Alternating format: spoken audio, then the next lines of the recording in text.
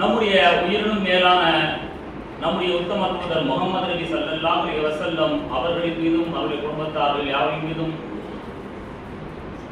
இன்னும் அவருடைய சத்திய வழியை அப்படியே பின்பற்றி வாழ்ந்த அத்துணை சத்திய சகாபாக்கள் மற்றும் அத்துணை சத்திய சகாபிய பின்பற்றிகள் யாவரின் மீதும் அவருடைய குடும்பத்தார்கள் யாவரின் மீதும் இன்னும் ஏனைய நபிமார்கள் யாவரின் மீதும் அவருடைய குடும்பத்தார்கள் யாவரின் மீதும் இங்கே நம்முடைய இந்த புனிதமான இந்த ஜும்மாவை நிறைவேற்ற குழுமி இருக்கும் முஸ்லிம்களாகிய நம் யாவரின் மீதும் நம்முடைய குடும்பத்தார்கள் யாவரின் மீதும் இன்னும் உலக முஸ்லிம்கள் யாவரின் மீதும் அல்லாஹ் ரப்பல் ஆலமீன் அவனுடைய அன்பையும் அருளையும் என்றென்றும் வற்றாத அவனுடைய கருணையையும் அவனுடைய சாந்தியையும் அவனுடைய சமாதானத்தையும் அதிகமாக அருள் புரிந்து நம் யாவரின் உண்மையை வெற்றி பெற செய்து நம் யாவரின் மறுமையை மகத்தான வெற்றி பெற செய்வானாக என்கிற துவாவுடன் என்னுடைய இந்த ஜும்மா முதல்வரை ஆரம்பம் செய்கின்றேன். அஸ்ஸலாமு அலைக்கும் வரஹ்மத்துல்லாஹி வபரகாத்துஹு.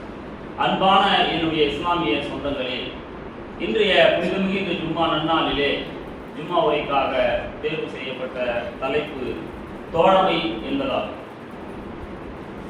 அல்லாஹ் ரப்பல் ஆலமீன் இந்த தோழமை என்கின்ற அற்புதமான இந்த வார்த்தையை குறித்து திருமறை திருக்குரானிலே ஆங்காங்கே எப்படியெல்லாம் அவன் நமக்கு வழிகாட்டி இருக்கின்றான் என்பது குறித்தும் அல்லாஹ்வின் தூதர் ஸல்லல்லாஹு அலைஹி வஸல்லம் அவர்கள் எப்படியெல்லாம் நமக்கு தோழமை குறித்து விளக்கமளித்துள்ளார் என்பது குறித்து நாம் இங்கே பார்க்கவிருக்கின்றோம்.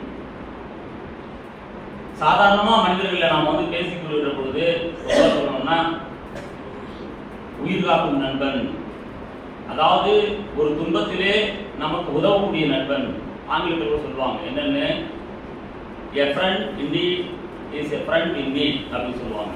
உண்மையான ஒரு தோழன் யார் என்று சொன்னால் நமக்கு அத்தியாவசியமான ஒரு தேவை ஏற்படுகின்ற பொழுது, அதாவது ஒரு ஆபத்தில் உதவக்கூடியவன் தான் ஒரு குற்ற ஒரு தோழன். ஆக நாம் எல்லாம் சொல்லிக் கொள்வோம், சிறு பிராயத்தில் கூட படிக்கிற காலங்களிலே என் நண்பன்டா அவன் அப்படின்லாம் சொல்லியிருக்கோம். இப்படி எல்லாம் படிக்கிற காலங்களிலே அந்த தோழமை, அதாவது ஒரு நண்பனை குறித்து நாம் எல்லாம் சிலாகித்து நாம் சொல்லியிருக்கோம், அவன் எனக்கு எந்த ஒரு சூழ்நிலையிலும் உதவக்கூடியவன். ஆனா மார்க்கம் அறியாத நிலையில் இப்படியெல்லாம் வார்த்தைகளை பேசிக் கொள்ளக்கூடிய காட்சிகளை பார்க்கின்றோம். ஆனால் மார்க்கம் நமக்கு இந்த தோழமை குறித்து எவ்வாறு வலியுறுத்துகிறது அதுதான் நாம் பார்க்க இருக்கின்றோம். அப்ப யாரெல்லாம் தோழமை கொள்ளலாம், யாரை தோழமை கொள்ள வேண்டும் அப்படின்னு பார்த்தா அல்லாஹ் ஸல்லல்லாஹு அலைஹி வஸல்லம் அவர்கள் கூறுகிறார்கள், இந்த உலகிலே நீங்கள் யாரோடு கூட தோழமையாக இருக்கிறீர்களோ அவர்களோட மறுமை நாளில் நீங்கள் இருக்கிறீர்கள்.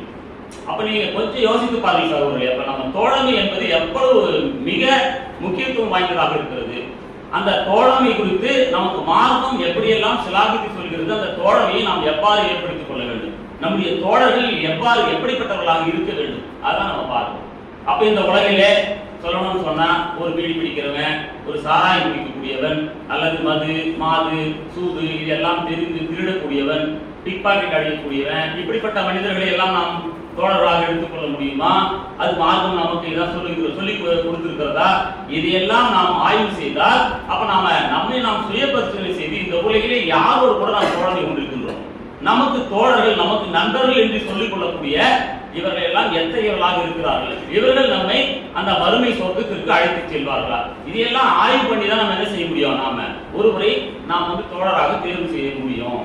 உதாரணமா சொல்லணும்னு சொன்னா அந்த தோழமை குறித்து நமக்கு மார்க்கம் அல்லாஹ் என்ன சொல்றாங்க, அல்லாஹ்வுக்காக ஒருவரை நேசிக்க வேண்டும், நேசித்தால் அல்லாஹ்வுக்காக ஒருவரை நேசிக்க வேண்டும். அப்ப ஒரு தோழர் நீங்க தேர்வு செய்தால் அந்த தோழரை அல்லாஹ்வுக்காக நேசிக்க அவரிடம் என்ன தகுதிகள் இருக்கிறது, அதெல்லாம் நீங்க என்ன செய்யணும், ஆய்வு செய்ய வேண்டும். இவர் என்ன 5 நேரம் தொழறாரா, அல்லாஹ் நடறாரா, தொழுகையில விழுறாரா, அந்த சுஜூதில் விழுந்து அல்லாஹ் அழுது கேட்கிறாரா, நமக்காக துவா செய்யக்கூடியவராக இருக்கிறாரா, குர்ஆன் ஹதீஸின்படி வாழக்கூடியவராக இருக்கிறாரா, இவர் மார்க்கம் புரிந்து தெளிவடைந்து மார்க்கம் நமக்கு வழிகாட்டிய வகையிலே அல்லாஹ்வின் தூதர் நமக்கு வழிகாட்டிய அந்த வகையிலே அந்த வழியிலே அல்லாஹ்வின் தூதரை பின்பற்றி வாழக்கூடியவரா, இவர் பின்னாடியே போனா அப்படி சொர்க்கம் போக முடியுமா? இதெல்லாம் ஆய்வு செஞ்சா நாம் நண்பர்களை தேர்வு செய்கிறோம்.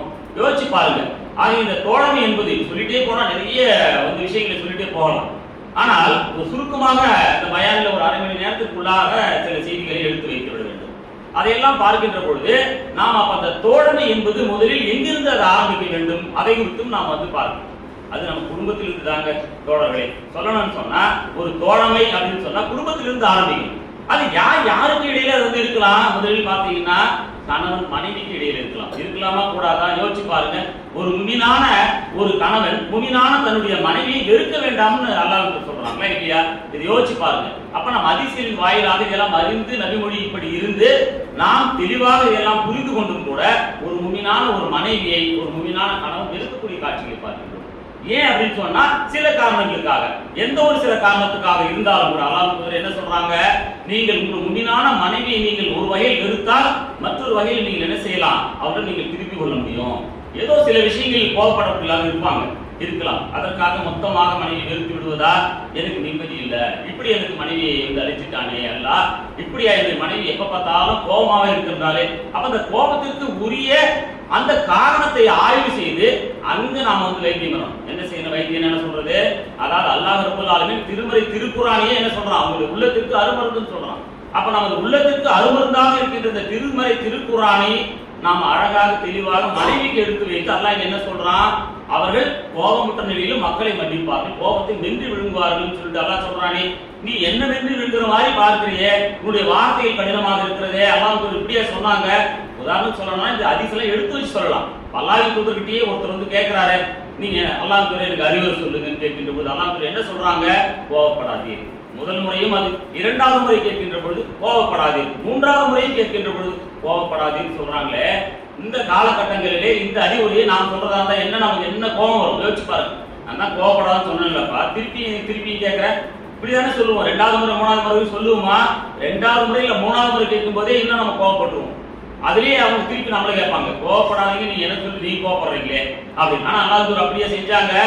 எத்தனை முறை கேட்டாலும் அமைதியாக என்ன அவ்வளவு அற்புதமாக பொறுமையாக அறிவுரை சொல்லக்கூடியவர்களாக இருந்தார்களா, தெளிவாக புரிகிற வரைக்கும் அவர் சொல்லக்கூடியவர்களாக இருந்தார்களா, அல்லது அவர் கோபிக்கூடியவர்களாக இருந்தார்களா?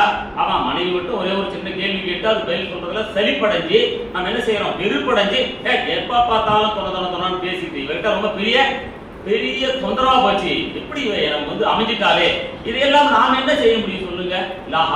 கூட்டு இல்லா பில்லா, அல்லா நாடியில் தான் நடக்கும். அவன் நமக்கு எந்த மனைவியை அவன் வந்து முடிச்சு போட்டானோ அவன் நமக்கு கிடைப்பான். அதை விட்டுட்டு அவனுக்கு பாரு அந்த மனைவி எப்படி ஆஹா ஓஹோன்னு என்னமா அது குழம்பு வைக்கிறா, என்ன ரசம் வைக்கிறா, என்ன பலகாரம் செஞ்சு ஊன்றா, இப்படி எல்லாம் அவனுக்கு மனைவி, எனக்கு மட்டும் இப்படியா, இப்படியெல்லாம் நாம் வந்து சலித்துக் கொள்ளக்கூடிய மக்களை பார்க்கின்றோம்.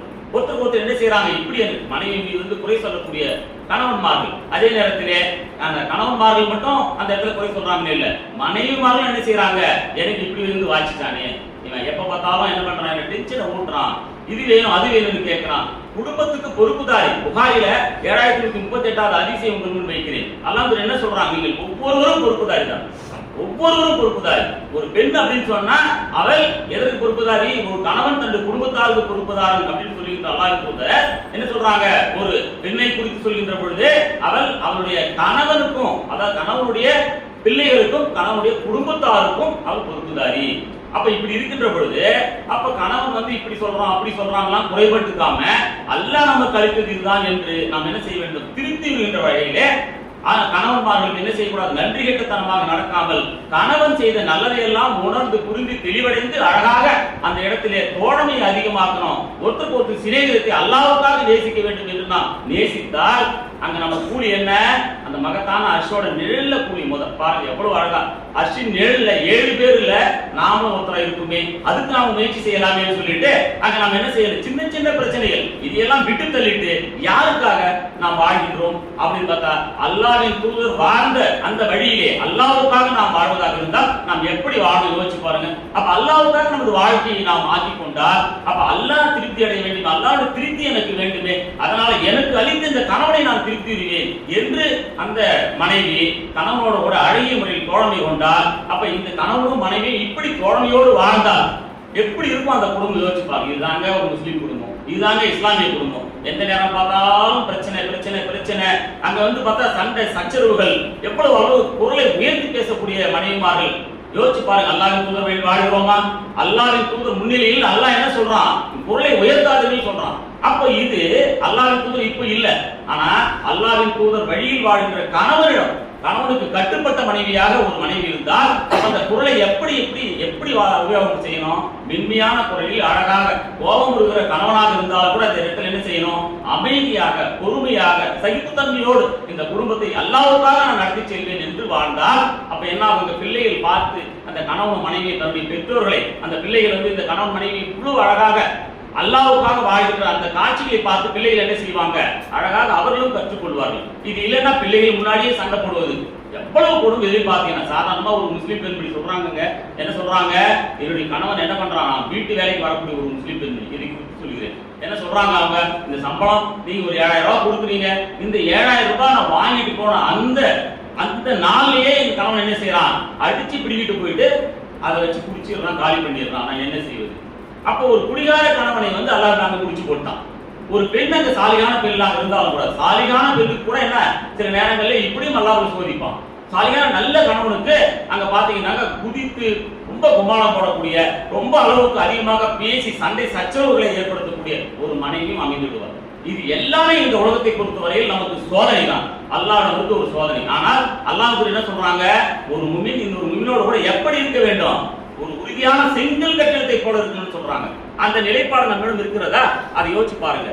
இது அபூ மூஸா ரலியல்லாஹு வாயிலாக அறியக்கூடிய இந்த செய்தி புகாரி 6026 பதிவு செய்யப்பட்ட இந்த செய்தியில நாம் அறிந்து கொள்ள வேண்டிய விஷயம் என்னப்போ, ஒரு கணவனும் மனைவியும் தோழமை கொள்வது எப்படி இருக்க வேண்டும், உறுதியான செங்கல் கட்டிடத்தை போல.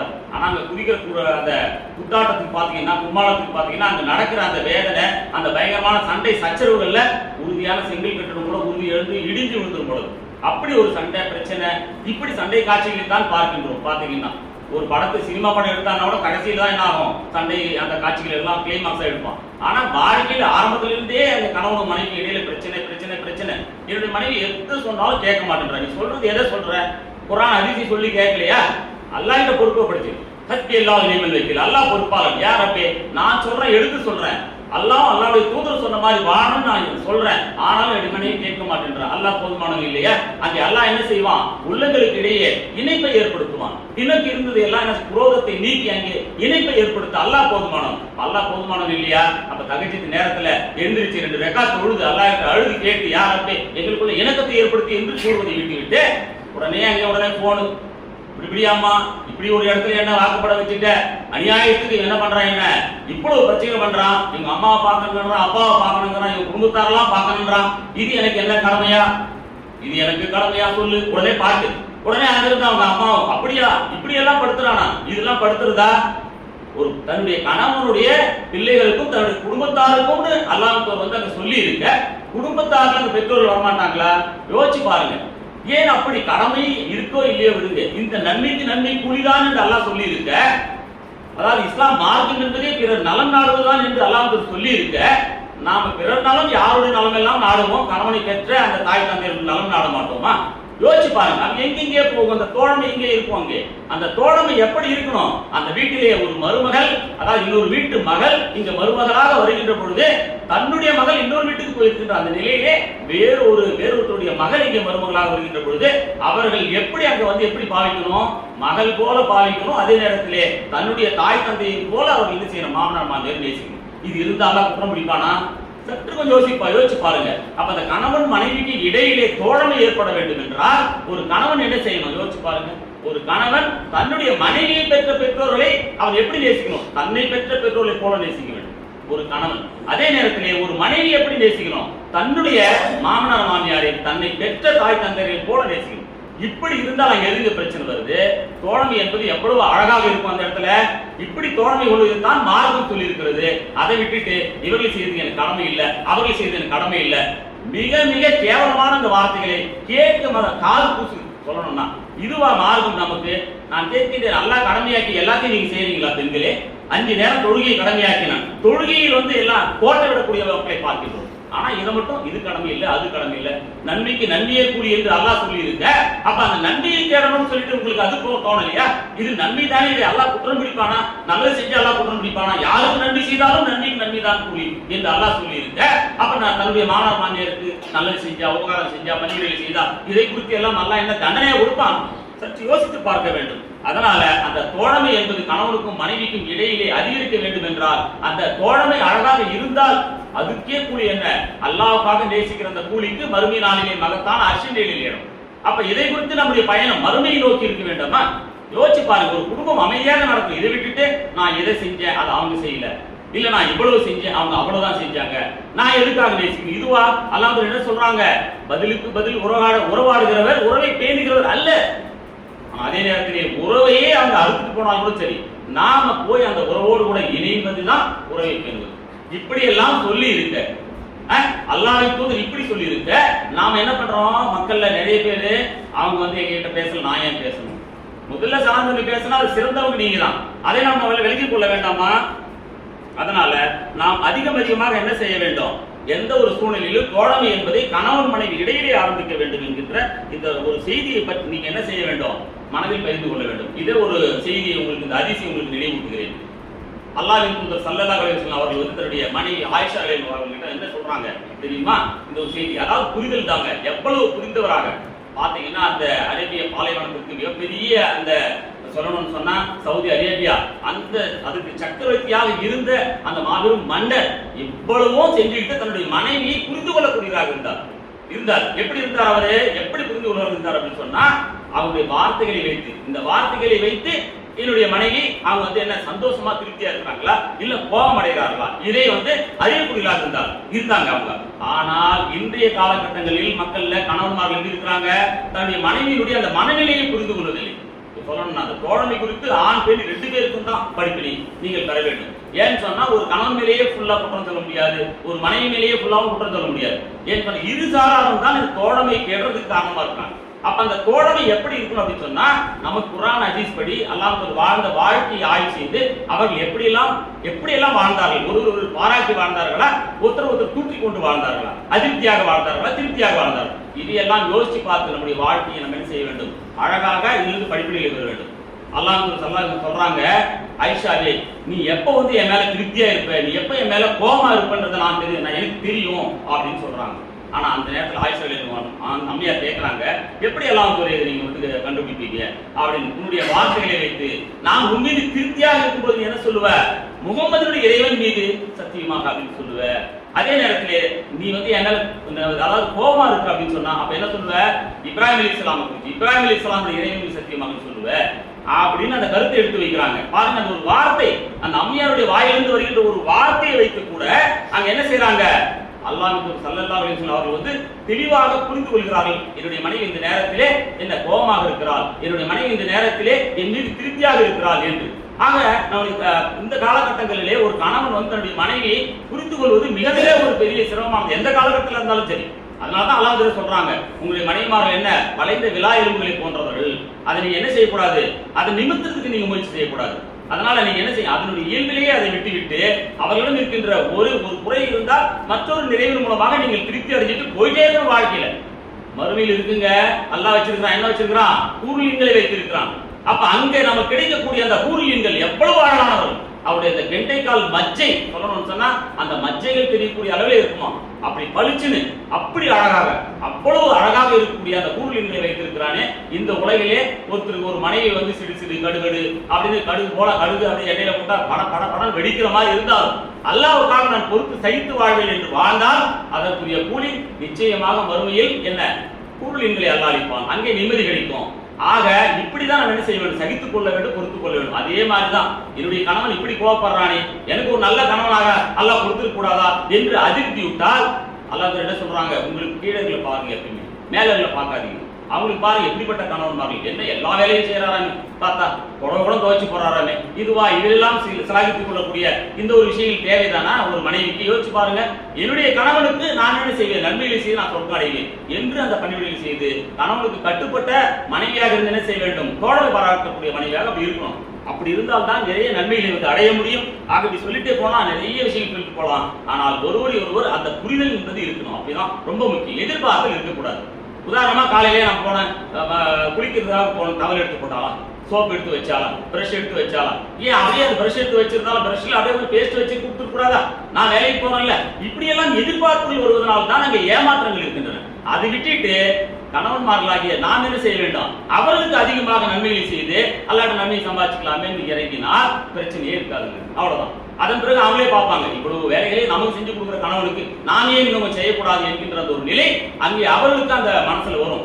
அப்படி அவர்கள் செய்வார்கள். இப்படி ஒருவருக்கு ஒருவர் அல்லாஹ்வுக்காக என்று அந்த ஒரு அதாவது அல்லாஹ்வோட நட்பு எதிர்பார்த்த நிலையிலே தோழமை கொள்கின்ற அந்த தோழமை தான் நம்ம என்ன சொர்க்கத்திற்கு அழைத்து செல்லக்கூடிய நற்செயல்களை செய்ய வைக்கும். இன்ஷா அல்லாஹ் இப்படிப்பட்ட உயர்வான சொர்க்கவாசல் கொடுத்துங்கள். அல்லாஹ் யாவரையும் ஆக்கிடுவான் என்ற துஆவுடன் என்னுடைய ஜும்மா முதலில் நிறைவு செய்கிறேன்.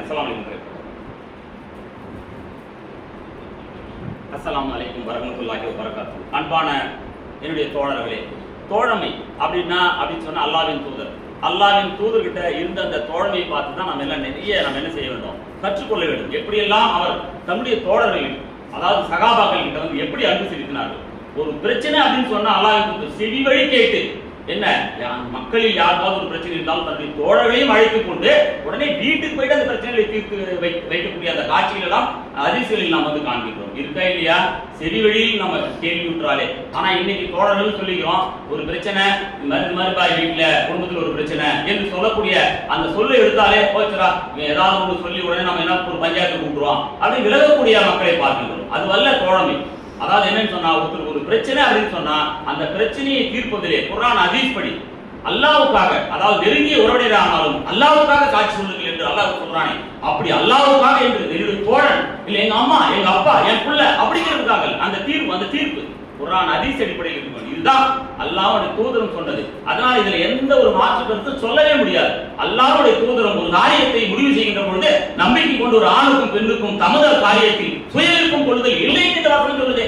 நான் இது மாதிரி உங்க சார்பில் நான் சொல்ல முடியும்? இது தப்புவாய் நீங்க செஞ்சது சரி கிடையாது. குர்ஆன் ஹதீஸுக்கு மாற்றமாக இருக்கிறது. ஒரு காலம் நான் ஒப்புக்கொள்ள முடியாது. நீங்கள் தான் திருத்திக் கொள்ள வேண்டும் என்று சொல்லக்கூடிய காட்சியில் பார்க்கின்றோமா? அரசியல் கூட்டம் மாதிரி என்ன அல்லாஹ்வின் கூட்டத்தினரா அரசியல் கூட்டம் மாதிரி என்ன செய்யறாங்க? அது மக்களுக்கு சார்பில் என்ன செய்யறாங்க? மனிதர்கள் பால் எழுதுறாங்க. அவர் இவர் எனக்கு வேணும் இல்லைன்னா என்ன செய்யறது, நான் எப்படி தீர்ப்பு சொல்றது, இவரை எடுத்துருவாரு, அல்லாஹ் வெறுப்பானி. அப்படி நாம் என்ன செய்யணும்? அல்லாஹ்வுக்காக அந்த நியாயமான தீர்ப்பு போடணும். எந்த பிரச்சனையாக இருந்தாலும் சரி, ஒரு குடும்பத்தில் ஒரு பிரச்சனையாக இருந்தாலும் சரி, அதை தீர்த்து வைப்பதற்காக முயற்சி செய்யக்கூடிய மக்களாக நாம் இருக்க வேண்டும். ஒரு உதாரணமாக சொல்லணும்னு சொன்னா, இப்ப பெற்றோர்களுக்கும் பிள்ளைகளுக்கும் இடையிலே பிரச்சனைகள் எவ்வளவு வருகிறது யோசிச்சு பாருங்க.